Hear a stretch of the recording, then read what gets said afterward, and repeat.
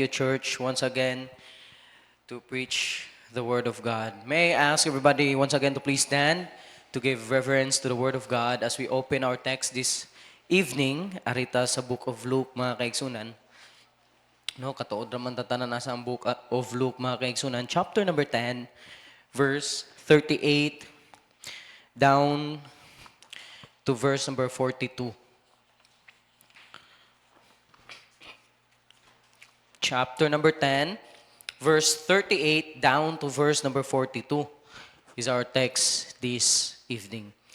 And this text is very familiar, mga kaigsunan. This is a story of Mary and Martha when Jesus visited them, mga kaigsunan. Amen. Nabatanan si Amen? Amen. Salamat sa Diyos. So once again, I will read verse number 38, kamo sa verse number 39, and then dunga na to sa verse number 42. Sige. The Bible says, verse number 38, "Now it came to pass, as they went, that he entered into a certain village. And a certain woman named Martha received him into her house.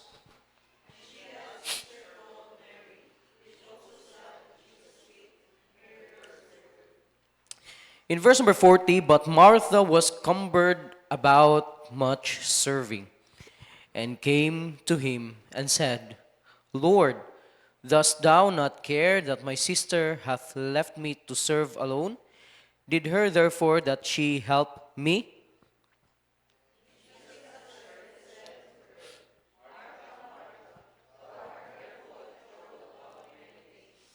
Dungan to verse number 42. Everybody read. "But one thing that's needful, and Mary hath chosen that good part, which shall not be taken away from her." Let me tell you the message this evening, choosing the good part. Choosing the good part. Let us pray. Dear God, Holy Father, salamat o Lord sa karong kagabhion. Thank you, dear God, for this another blessing, O Lord, to meditate your word, Father God. Salamat, O Lord, sa imong gihatag nga higayon Ginoong Dios. I pray, dear God, nga ikaw mo'y magpasabot sa imong katawhan, sa imong pulong Ginoong Dios. I pray, dear Lord, nga ikaw mo'y magalihok sa tagsang kasing-kasing, Father God, sa imong purpose nini nga pulong sa matag usa kanamo Ginoong Dios. And Lord, we believe, Father God, that you are in our midst. We pray, O Lord, nga ikaw mo'y magagapos sa gahom, sa yawa, sa pagsamok, sa mong serbisyo karong gabiyon Ginoo. And I pray, dear Lord, that you use me mightily, dear Lord. And kung gihangyo po, dear God, nga ikaw sa'y magahatag, O Lord, o kadaugan sa tibok nga serbisyo Ginoong Diyos. In Jesus' name I pray, Amen. Maglingkod ang tanan palihog. So our title this evening, mga kaigsunan, is Choosing the Good Part. No, makuha na nato sa verse number 42 nga ningon si Jesus Christ diri, mga kaigsunan, "But one thing is needful, and Mary hath chosen that good part, which shall not be taken away from her." So kaning story, mga kaigsunan, we encounter diri sa story, mga kaigsunan, Mary and Martha when they welcome Jesus in their home. No, mao na ni nga time nga nibisita si Jesus, mga kaigsunan, and wala na si Lazarus, mga kaigsunan. Sila man ta ni tulo ka brothers, mga kaigsunan. And this woman, mga kaigsunan, mentioned in the Bible, mga kaigsunan, particularly in the accounts of Jesus' interaction with them, nga naa si Lazarus, which reveal different aspects of their personalities and their relationship with Christ. No, si Martha kay usa siya ka aktibo, nga kugihan, nga buutan, nga generous, nga pagababay, mga kaigsunan. And also, mga kaigsunan, while Mary, mga kaigsunan, feeble, and also chooses to sit at the feet of Jesus and listen to His teaching. Now, si Jesus, mga kaigsunan, sa atong nakita diri nga story, nibisita ra si Jesus nilang Mary ug ni Martha. Kay nga naman, mga kaigsunan, naunta sila lakawon, mga kaigsunan, verse number 38, "Now it came to pass as they went that he entered into a certain village, and a certain woman named Martha received him into her house."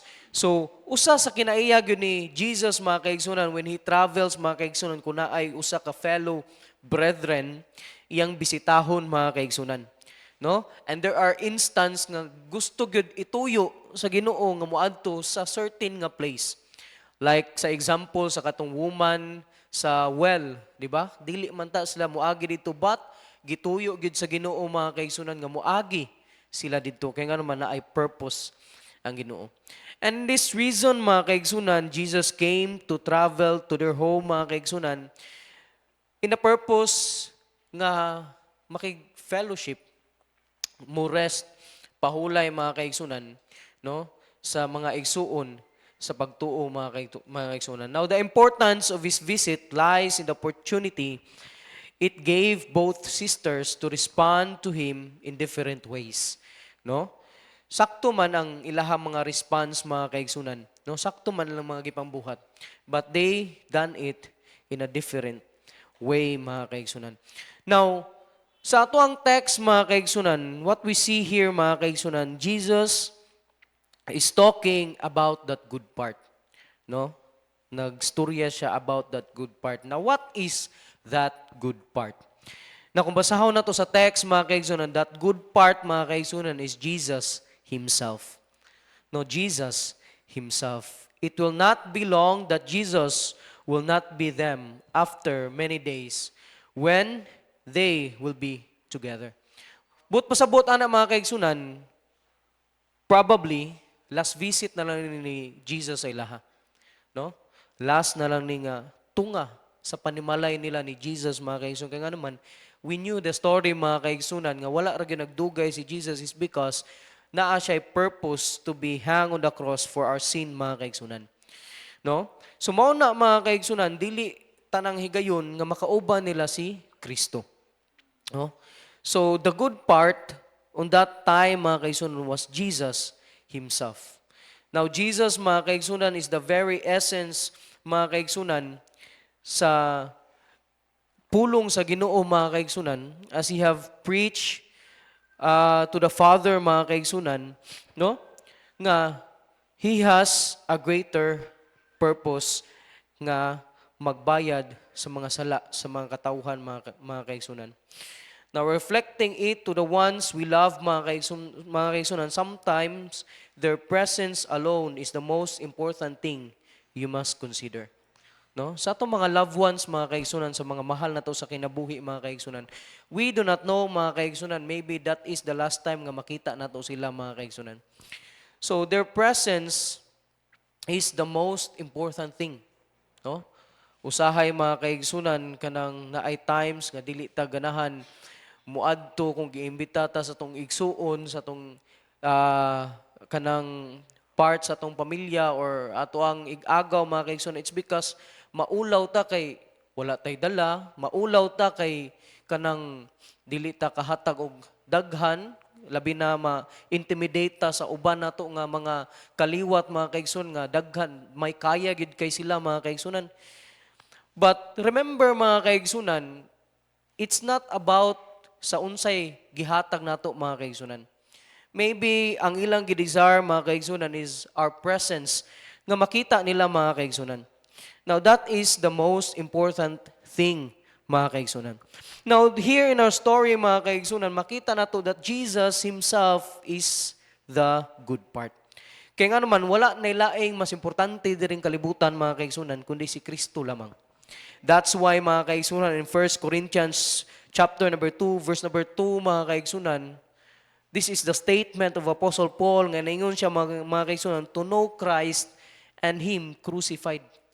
Wala na siya laing gidesire, but to know Christ and Him crucified. No? Apostle Paul, mga kaigsunan, tanawa ang text, mga kaigsunan, for I determined not to know anything among you save Jesus Christ and Him crucified. Grabe ang iyang passion, mga kaigsunan. Grabe ang desire ni Apostle Paul, mga kaigsunan. And he is a great man, a great person, mga kaigsunan, with high intellect, mga kaigsunan. But this one thing nga iyang gusto mahibaw-an, mga kaigsunan. To know Christ more. Another example, mga kaigsunan, we have, mga kaigsunan, si David.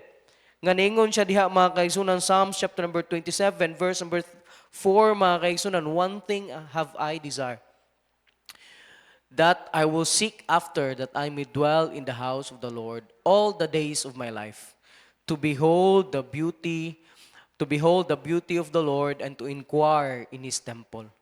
No? The desire, mga kaigsunan, kay nga naman, no other important thing in this world, mga kaigsunan, kundi si Jesus Christ.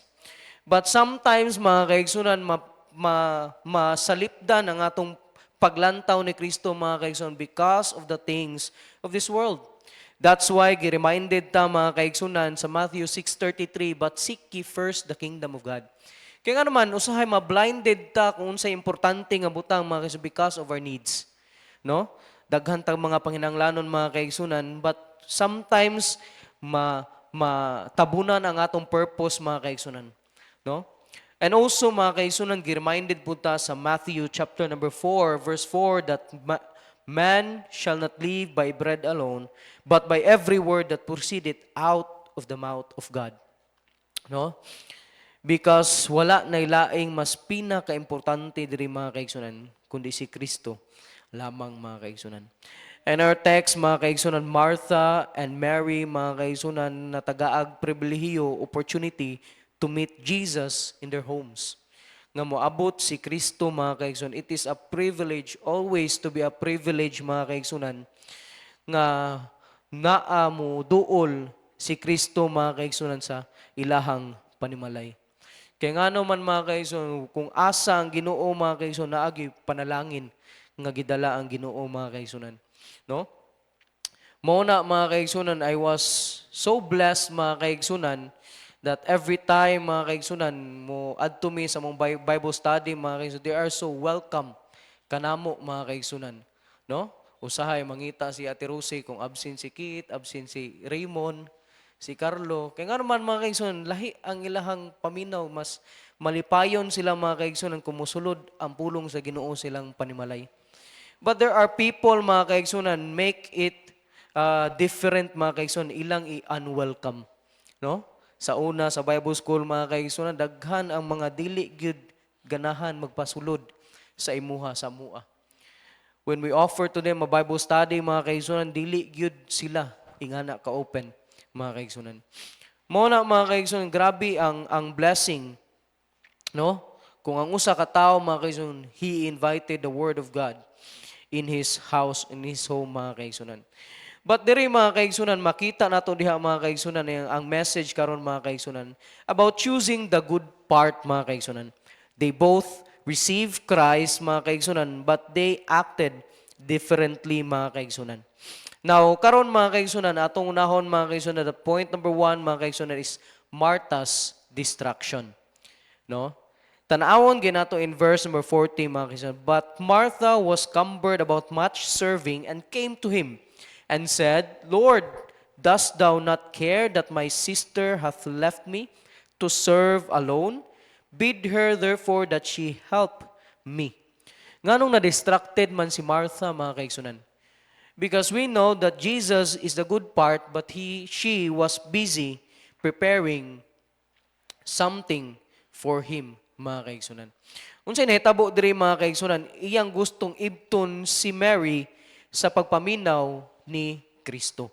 Kaya nga naman, mas nakita niya more ang the things nga naa nga iyang gitrabaho, mga kaigsunan, nga mas importante pa kaysa sa pagpaminaw sa Ginoo, mga kaigsunan.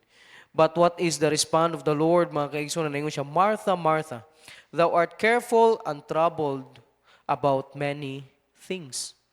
No? Busy kay si Martha, mga kaigsunan, grabe kay ang kahago, mga kaigsunan. Yes, there is nothing wrong, mga kaigsunan, sa gibuhat ni Martha. She is hospitable, hardworking, iyag yung gibuhat, mga kaigsunan, ang para gyud sa Ginoo. Mga kaigsunan, just to treat Jesus, mga kaigsunan, his disciple, mga kaigsunan. But making everything perfect in the time, mga kaigsunan, is not the right choice. Kaya nga naman, mga kaigsunan, nibisita si Kristo, mga kaigsunan, and gamay ra nga opportunity nga sila makapaminaw sa ihang pulong. No? So the best part nga buhaton yun, mga kaigsunan, which is gipili ni Mary, mga kaigsunan, is to listen, to sit down and to listen with Jesus, mga kaigsunan. Martha's distraction. Now, na mga pipila ka mga butang, mga kaigsunan, nag-describe sa distraction ni Martha, mga kaigsunan. It is the balancing between serving and being present. Martha was focused on serving, ensuring everything was perfect. No? Kanang basta gani na kay kanang immersed na kay kasi mong trabaho ganahan jud ka hanay perpekto tanan. While her intention were good, she became distracted and missed the opportunity to sit at Jesus' feet. Imagine ka na mga kaigsunan. One of a lifetime opportunity mga kaigsunan nga makalingkod sa tiilan sa Ginoo mga kaigsunan. And yet busy kay siya mga kaigsunan to look good, to perfectly do good mga kaigsunan. Now, she became distracted. Serving is important, but it should not come to an extent of being present with God. Nindot ang pagserbisyo mga kaigsunan, but dapat mga kaigsunan, dili na siya mulabaw sa expense nga makuhaan ang ato ang presensya diha sa Ginoo mga kaigsunan. We need to balance work and worship. Labi na karon nga panahon mga kaigsunan, busy kay ta both sa ato ang eskwelahan, sa trabaho mga kaigsunan. Sometimes it's hard to find place where to balance things mga kaigsunan. But we are reminded rin mga kaigsunan that the most important part is to have time with God. To have time with the Lord mga kaigsunan. And maunay pinaka na miss nato mga kaigsunan. No? Focus on what truly matters. Focus on what truly matters. Jesus, mga kaigsunan, gently remind Martha. Notice the word, mga kaigsunan, better part. No? Which was to listen to his teaching. Now, prioritize spiritual growth and connection with God bisan sa kabisi sa atong kinabuhi, mga kaigsunan. Usahay ato gining mamiss, mga kaigsunan. No? Usahay ato gining mamiss. But the lesson diha mga kaigsunan, we need to prioritize spiritual growth mga kaigsunan. Now, avoid distraction on our walk with God. Martha was worried and upset about many things because of the distraction nga nakita niya mga kaigsunan, and she missed to enjoy Jesus' presence. Diba? Sometimes mga kaigsunan, mag-enjoy unta ka sa kadaugan, mag-enjoy unta ka mga kaigsunan sa kanang pulong sa Ginoo mga kaigsunan, but you miss it because you are too busy with other things. No? Si Mary mga kaigsunan, she enjoy the teaching of Jesus Christ mga kaigsunan, while Martha mga kaigsunan, wa na niya nakuha ang mensahe. Unsay naitabo niya, he became upset mga kaigsunan, and gusto pa niya kwaon si Mary sa iyang pagpaminaw. No? Which is wrong mga kaigsunan. Serve with the right heart mga kaigsunan. Martha's frustration revealed that her service might have been more about obligation than joyful devotion. No? Nausab ang iyahang panlantaw sa iyang pag-serve. It's more now on an obligation than a joyful devotion. Dili na kalipay ang pagserbisyo mga kaigsunan, kundi trabaho na lang. No? Trabaho na lang.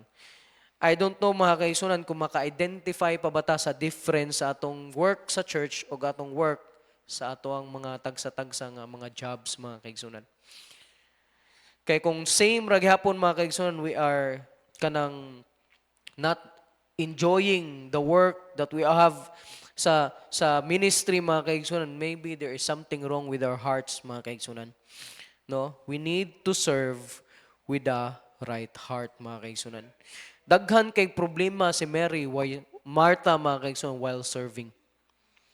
And it is not impossible mga kaigsunan nga pwede po ning maabot sa tua. Maybe we are serving, we are involving mga kaigsunan, but daghan kay problema sa atong kasing-kasing. We cannot enjoy what we are serving. And we cannot enjoy mga kaigsunan whom we are serving. No? Gusto lang yun ta nga mahuman ning trabahoan ni. Kay para wala na. No? Kung tagaan tag task mga kaigsunan sa buluhaton sa Ginoo mga kaigsunan, no?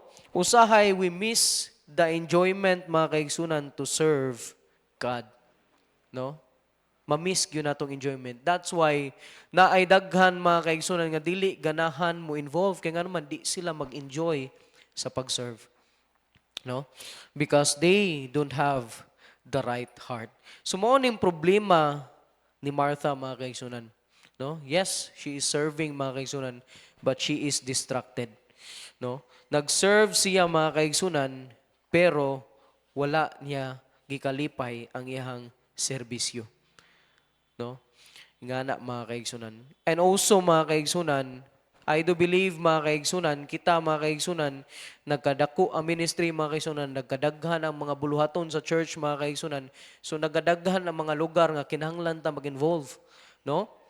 So may problema sa pag-serve, mga kaigsunan. Ang problem diha, mga kaigsunan, maybe we are too excited sa pag-serve, mga kaigsunan, yet wala na tay time for a personal relationship diha sa Ginoo, no? Guba na ang ato ang personal relationship diha sa Ginoo.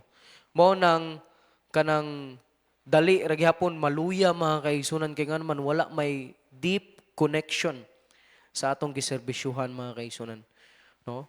Mao po ng case ni Martha, mga kaigsunan. Ikaduha, mga kaigsunan, is Mary's interaction. Karon ari na punta ni Mary, mga kaigsunan. Mary's interaction, mga kaigsunan. But on other hand, mga kaigsunan, Mary chooses the good part. In verse number 39, mga kaigsunan, and she had a sister called Mary, which also sat at Jesus' feet and heard his word. Now, two things ang gibuhat ni Mary, mga kaigsunan. Number one, he sat at Jesus' feet. Nilingkod siya, mga kaigsunan, ubos sa tiilan sa Ginoo. Now, in the old times, mga kaigsunan, naa ni meaning, mga kaigsunan. Number one is discipleship. Sitting at Jesus' feet, mga kaigsunan, is a way to learn from Him and His disciple. It can also mean, mga kaigsunan, nga maminaw ka sa pulong sa Ginoo, mag-seek ka sa guidance sa Ginoo, mag-seek ka sa ihang counsel, mga kaigsunan. So, mao po na yung meaning, mga kaigsunan, sitting on Jesus' feet. Ikaduha, mga kaigsunan, intimate relationship. In an ancient times, mga kaigsunan, sitting at someone's feet was a way to describe a close relationship between a rabbi and a disciple. A rabbi and a disciple. So nilingkod siya, mga kaigsunan, intimacy, mga kaigsunan. No, gi-search na ko, mga kaigsunan, sa Bible, mga kaigsunan, kadtong nagisgot og sitting at Jesus' feet, mga kaigsunan, duha ra gyud ako nakitaan. Una kani si Mary. Ikaduha, mga kaigsunan, katong man nga naay legion ba? Man of Gadara nga naay legion. Pagkaayo niya, mga kaigsunan, ni sit siya at Jesus' feet. Grabe nga relief man kayo to niya, mga kaigsunan. Imagine ang iyang burden nga gidala, mga kaigsunan.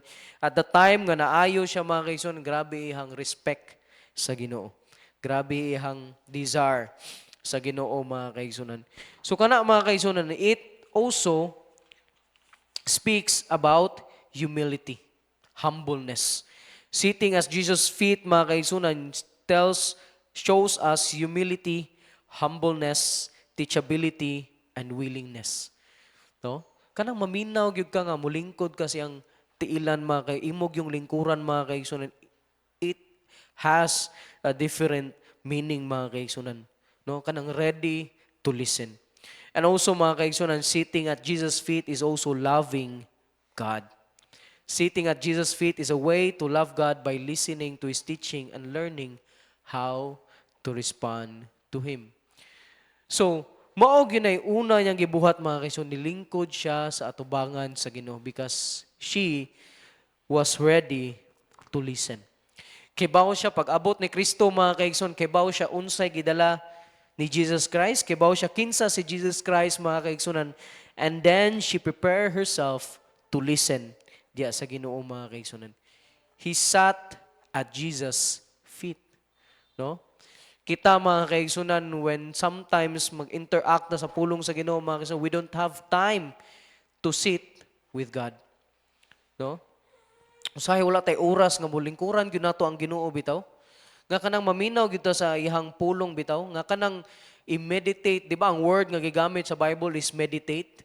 Dili lang agian, dili lang imong ligsan ang pulong sa Ginoo, kundi imog yung i-meditate, imog yung hinuktukan word by word.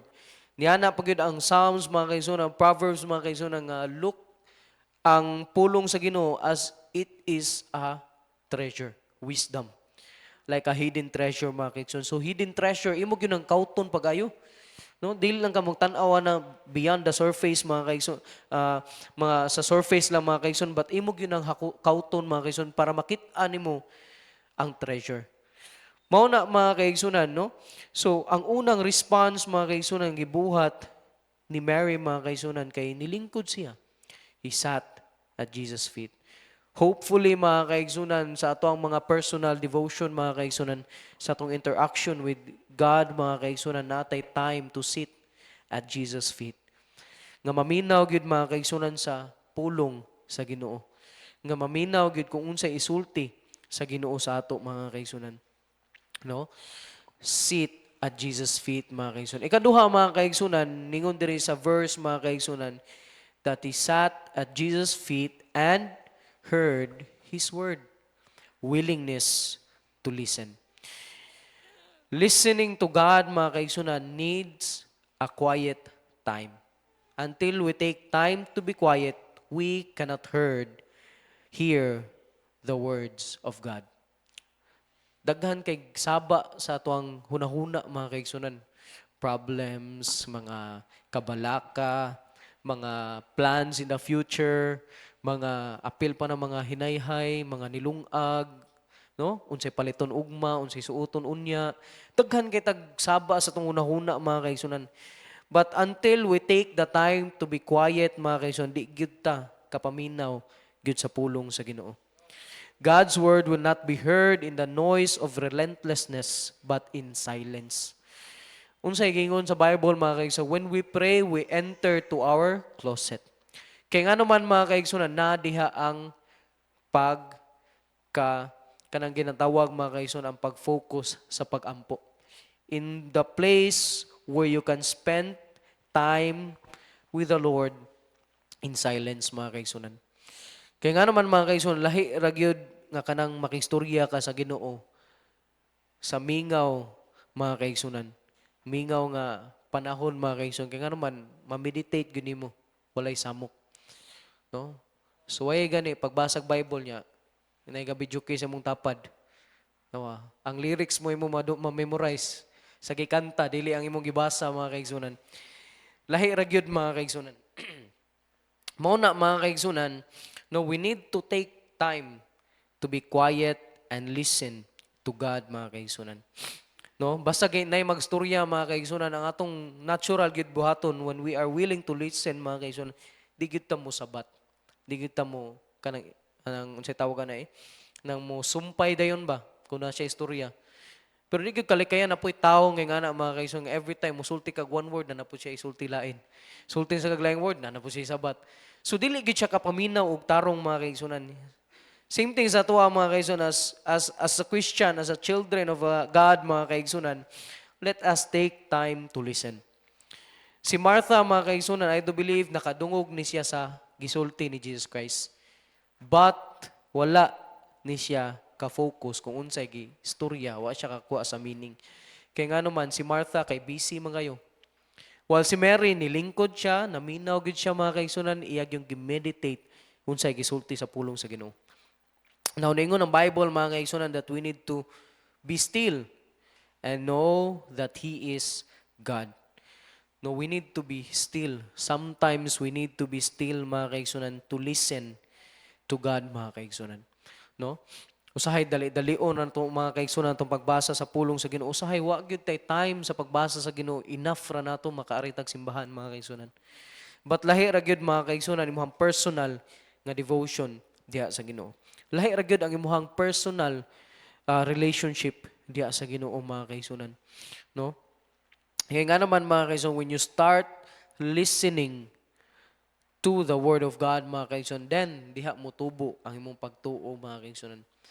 Because faith cometh by hearing and hearing by the Word of God. Unsaon man nato pagpaminaw, pag-ayo sa pulong sa Ginoo mga kaigsunan, kung gi-close na nato atong dunggan mga kaigsunan sa mga noise sa ato mga personal nga kinabuhi, no? Dili na kahatag ang Ginoo advice, dili na ka tanom ang pulong sa Ginoo sa ato mga kaigsunan mga encouragements is because puno na kayo ang ato ang mind sa tong kagalingon mga kaigsunan. So we need to take time to be silent, to be quiet, and hear the words of God. No, maminaw ta sa pulong sa Ginoo. Listen to it to your devotion. Listen to it to your Bible reading mga kaigsunan. The word of the Lord. Now, ikatulo mga kaigsunan is the Jesus reflection. Manaman ta sa distraction ni Mary, nakita na to nga it is not good to be distracted. Ikaduha mga kaigsunan, it is a good thing that Mary chooses the good part. And ikatulo mga kaigsunan, what is the reflection nga gihatag ni Jesus? In verse number 42 mga kaigsunan, ningon siya diha, but one thing is needful, and Mary hath chosen that good part, which shall not be taken away from her. Una diha mga kaigsunan is, number one, kanang gingon diha, one thing is needful. Si Kristo mga kaigsunan, ang iyang gidala nga mga pulong mga kaigsunan, number one is, it is essential to us mga kaigsunan. What are the things that are essential of life to sustain? Kanang air, water, food, socialization. Importante kay na sa usa ka tawo mga kaigsunan in order to survive.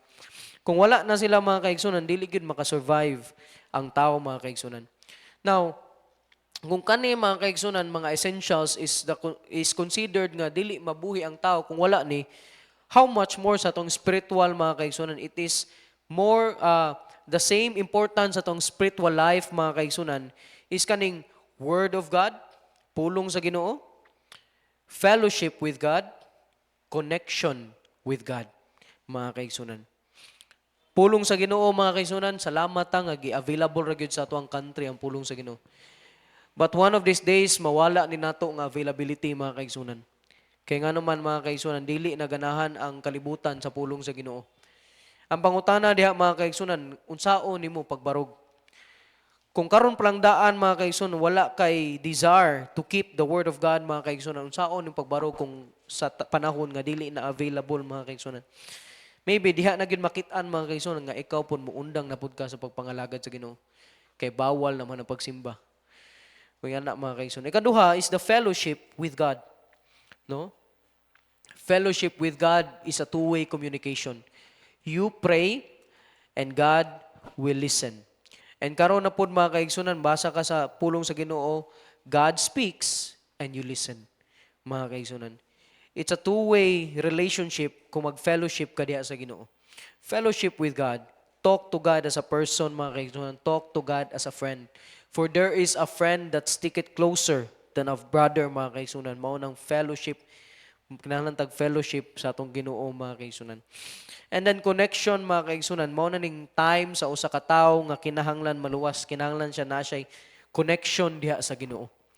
Nga makatawag na siya og Abba, Father. Mao na mga kaigsunan, no? Mao na it is essential kay ningon si Jesus Christ diri, but one thing is needful. Ikaduha mga kaigsunan is beneficial. Unsa man ni kanang gingon diri, chosen that good part. Chosen that good part mga kaigsunan. We always have a choice. Kitang tanan natay mga choice mga kaigsunan. Either muadto bata or mo dili mga kaigsunan, mo simba bata ron or dili, either mo kaon batag manok or dili, either mo inom bag soft drinks or dili. Natay choice mga kaigsunan. No, matag usa ka nato. And yet sometimes atong choices mga kaigsunan, it fails. No? And kana dili na nato makontrol mga kaigsunan. And sometimes atong kanang ginatawag mga kaigsunan, atong i-base ang atong kaugalingon mga kaigsunan, atong i-judge ang atong kaugalingon based on the things that happened to our lives mga kaigsunan.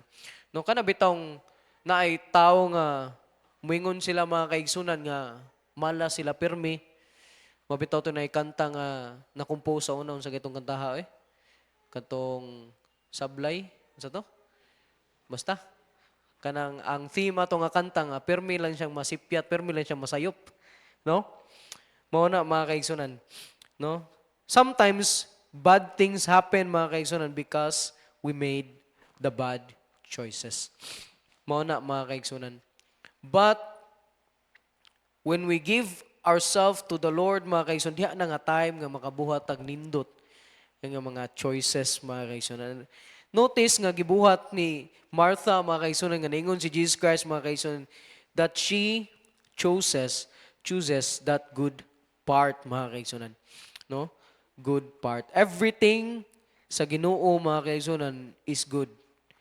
Everything of God is good. God also knows what is good, di ba?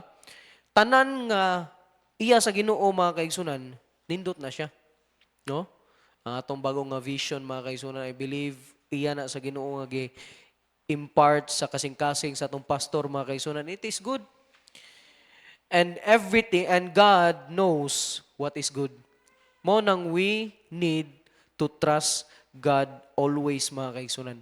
Kay baw punta siyang pulong, mga kaigsunan, nga everything that God knows or God wants for us to do is good, mga kaigsunan.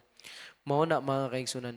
So, it is beneficial, mga kaigsunan, it is essential, and lastly, it is eternal. Nganingon siya diri, mga kaigsunan, verse 42 gihapon, which shall not be taken away from her. Nga dili mawagtang kaniya. Which shall not be taken away from her. It is eternal. No?